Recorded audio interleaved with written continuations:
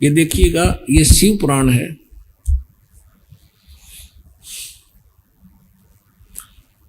संक्षिप्त मोटा टाइप, केवल हिंदी।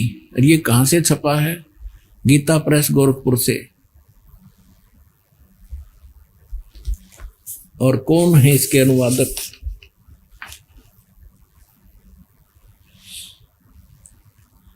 संपादक हनुमान प्रसाद पोदार।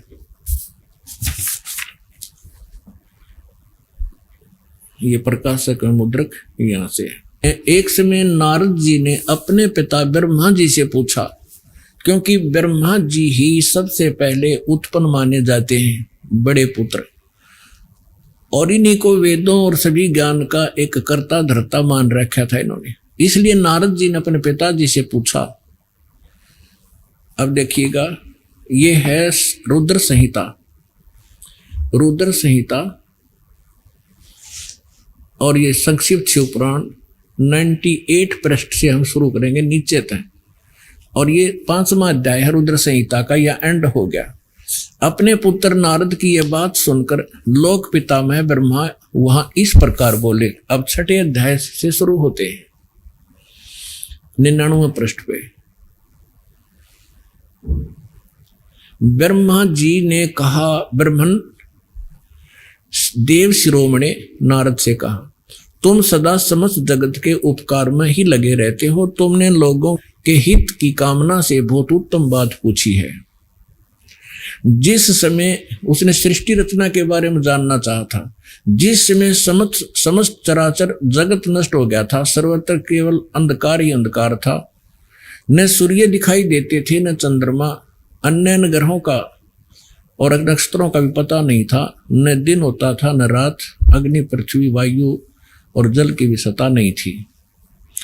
उस समय तत् सद ब्रह्म, इस श्रुति में जो सत सुना जाता है, एकमात्र वही शेष था। अब हम 100 पृष्ठ पर आ गए, 100 पे, रुद्र संहिता शिव पुराण के। जिस परब्रह्म के विषय में, ये ब्रह्मा जी ज्ञान बता रहे हैं, जिस परब्रह्म के विषय में ज्ञान और अज्ञान से पूर्ण, यानी कुछ सच्ची कुछ झूठी, मैं बताने जा रहा हूं। ब्रह्मा जी कह रहे हैं कि जिस परब्रह्म के विषय में कुछ ज्ञान कुछ अज्ञान पूर्ण युक्तियां सुनी जाती हैं, वो बताता हूं, यानी कुछ सच्ची कुछ झूठी। ये देखो, जिस परब्रह्म के विषय में ज्ञान और अज्ञान से पूर्ण उक्तियों द्वारा इस प्रकार विकल्प किए जाते हैं, उसने कुछ काल के बाद द्वितीय की इच्छा प्रकट की। अपने भीतर एक से अनेक होने का संकल्प उदित हुआ। तब उस निराकार परमात्मा ने अपनी लीला शक्ति से अपने लिए मूर्ति की कल्पना की, यानी साकार में आए। तो कौन बन गए? जो मूर्ति रहित परम ब्रह्म है, उसकी मूर्ति भगवान सदाशिव हैं। अर्वाचीन और प्राचीन विद्वान उन्हीं को ईश्वर कहते हैं। उस समय एकाकी रहकर स्वेच्छानुसार विहार करने वाले उन सदाशिव ने अपने विग्रह से स्वयं ही एक स्वरूप भूता शक्ति की सृष्टि की, जो उनके अपने श्री अंग से कभी अलग होने वाली नहीं थी। उस पराशक्ति को प्रधान प्रकृति गुणवती माया बुद्धि तत्व की जननी तथा विकार रहित बताया गया है।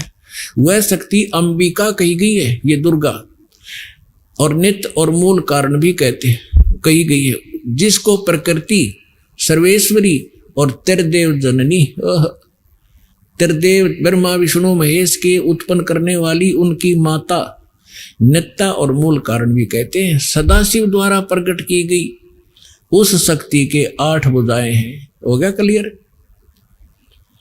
अपने आत्माओं, कमाल की बात है। देवी पुराण में 3रे स्कंद में ब्रह्मा जी अपने पुत्र नारद से बता रहा है कि जब मैं कमल के फूल पर बैठा था, मुझे नहीं मालूम कितने उत्पन्न हो गया, कौन मेरा जनक है। और फिर 1000 फिर तो आकाशवाणी हुई, फिर मैंने 1000 वर्ष तक तप किया, फलान किया। अब जब उसने अपने जन्म का नहीं बेरा, और बताओ परब्रह्म और फलाने की सृष्टि फलान, जैसा भी है, क्योंकि कारण क्या था कि परमात्मा प्रत्येक युग में आए, और सबसे पहले जब आए थे वो परमात्मा सबसे पहले ब्रह्मा जी से मिले थे और ब्रह्मा जी को यह सृष्टि रचना सुनाई थी और ये काफी प्रभावित हुआ था और परमात्मा ने इसको ओम नाम दिया था जाप करने का। फिर परमात्मा गए थे विष्णु जी के पास, विष्णु जी ने भी काफी प्रभाव से बड़ी लगन से ज्ञान सुना था और शेष हुए थे। प्रथम मंत्र उनको हरियम नाम दिया था परमेश्वर। और शिव जी के पास भी गए थे, शंकर भगवान के पास, उन्होंने भी ज्ञान सुना था और उनको उन्होंने परमात्मा ने, जो वेदों में भी मंत्र नहीं है, वो सोहम मंत्र दिया था। तो यहाँ गरीबदास साहब ने बताया है कबीर साहब मुख कमल से सुनकर कि हम बैरागी ब्रह्मपद सन्यासी महादेव पर सोहम मंत्र दिया शिव जी को, करे हमारी सेव। तो ये तीनों भगवानों को परमेश्वर आकर मिले थे संत रूप में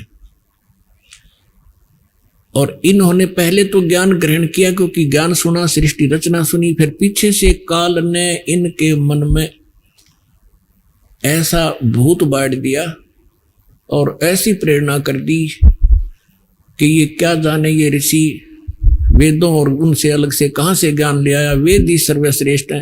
तो दूसरी बार जब परमात्मा गए कि इनको आगे कुछ बढ़ाऊं, तो ब्रह्मा जी ने भी, विष्णु जी ने भी, शिव जी ने भी, तीनों ने उनका ज्ञान नकार दिया कि नहीं, जो वेदों में ज्ञान है हम उसी को मानते, उससे आगे हम नहीं मानेंगे।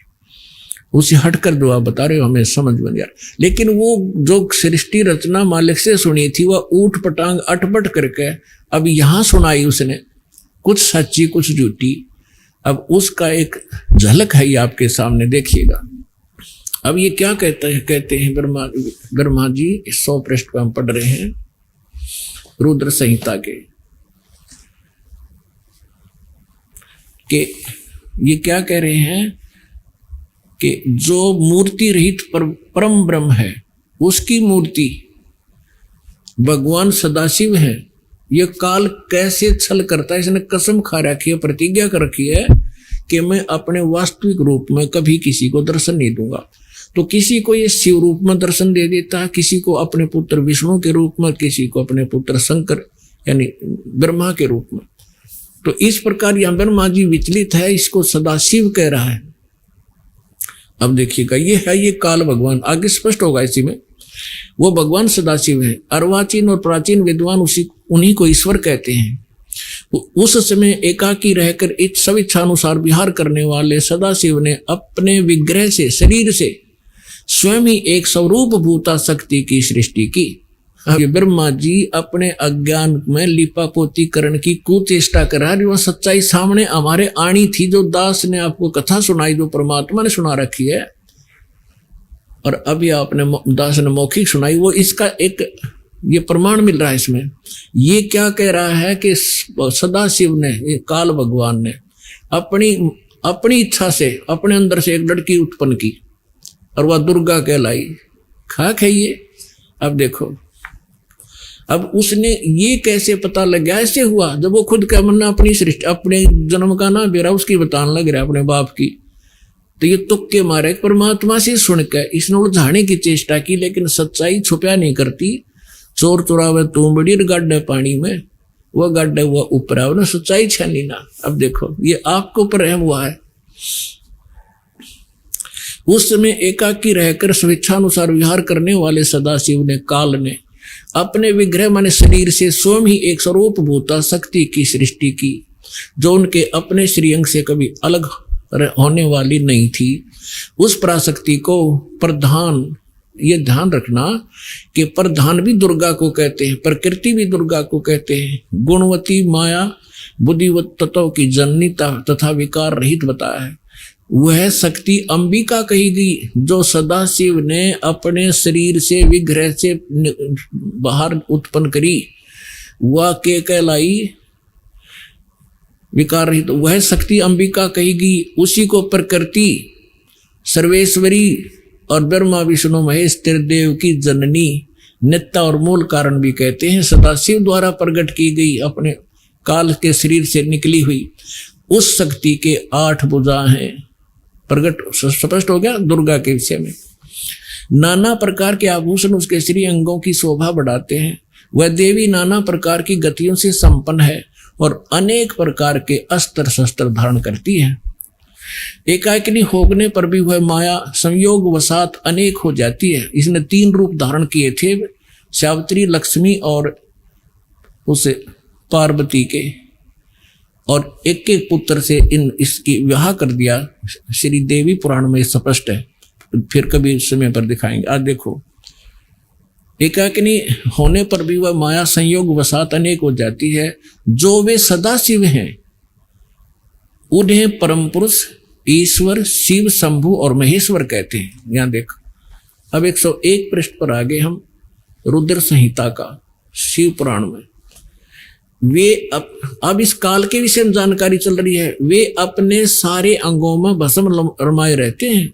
उन काल रूपी ब्रह्म ने, काल ब्रह्म कहो, सदाशिव कहो, उस काल रूपी ब्रह्म ने एक ही समय शक्ति के साथ है, नाथ नहीं है, शिवलोक नामक अक्षेत्र का निर्माण किया। उस उत्तम अक्षेत्र को काशी कहते हैं।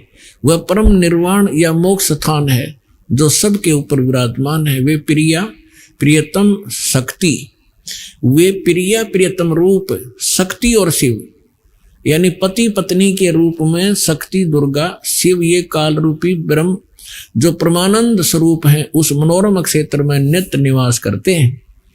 काशीपुरी परमानंद निरूपणी है। मुने शिव और शिवा ने, दुर्गा और काल ने प्रलय काल में भी कभी उस क्षेत्र को अपने सानिध्य से मुक्त नहीं किया। अब देखो, सर्वे देवेश्वर देवर से एक समय उस आनंद वन में रमण करते हुए शिवा और शिव के मन में, दुर्गा और इस काल के मन में यह इच्छा हुई कि किसी दूसरे पुरुष की, यानी कोई बालक उत्पन्न करें, सृष्टि करनी चाहिए, कोई बच्चा उत्पन्न करें, जिस पर यह सृष्टि संचालन का महान भार रखकर हम दोनों केवल काशी में रहकर इच्छा अनुसार विचरें और निर्वाण धारण करें। ऐसा निश्चय करके शक्ति सहित दुर्गा के साथ सर्वव्यापी परमेश्वर शिव ने अपने वाम भाग से 10वें अंग पर अमृत मल दिया, यानी पति पत्नी व्यवहार किया, ग्रस्त किया। फिर तो वहां एक पुरुष प्रकट हुआ।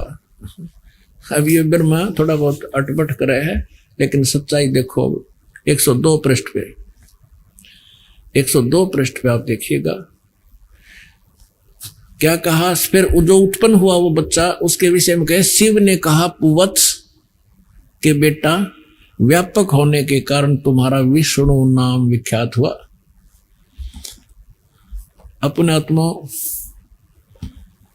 अब इस काल से सदाशिव और दुर्गा से विष्णु जी की उत्पत्ति सिद्ध होगी, जो परमात्मा ने 600 वर्ष पहले एक सिंपल लैंग्वेज में कहा था, अब मैं तुमसे कहूं चिताई, तेरे देवन की उत्पत्ति भाई, माँ अष्टंगी पिता निरंजन, ये जमदारुण वंशन अंजन, माया देख रूप अति शोभा, देव निरंजन तन मन लोभा, कामदेव धर्मराय सताए, हे देवी को तुरंत दरकाए, पेट से देवी करी पुकारी, हे साहेब मेरी करो उबारी, टेर सुनी तब ता हम आए, अष्टंगी को बंद छुड़वाए। धर्मराय की ने भोग विलासा, दुर्गा को रही तब आशा, ये प्रेग्नेंट हुई, 3 पुत्र अष्टंगी जाए, ब्रह्मा विष्णु शिव नाम धराए। अरे ये नकली ने क्या कर, तो अनपढ़ है, के जाने शिक्षित है, सारी झूठ बोला है। अरे झूठे आपसे। तो पुण्यात्मा, आज आप पर मेर हुई। अपने सदग्रंथ जिनको हम श्रोधार्य मान्या करते, आज वो क्या बता रहे हैं, और ये नकली संत, ये हमारे धर्म गुरु क्या बकवास किया करते थे। तो अब हम अपनी दिशा बदलेंगे और मोक्ष प्राप्ति करेंगे। ये सुअवसर परमात्मा ने फिक्स कर रखा है आपका ये समय, और ये सुअवसर आपको प्राप्त हुआ है। ये पिछले गजब के सुंदर बहुत अच्छे कर्म पुण्य आप साथ लेकर जन्मे हो। बेशक आज हम दुखी हैं, बेशक हम कितना भी कष्ट उठा रहे हैं, लेकिन आपके भक्ति के जो नंबर हैं वो 100 के 100 पूरे हैं, जो सतलोक आश्रम बरवाला में पहुंच चुके हैं और आएंगे आगे।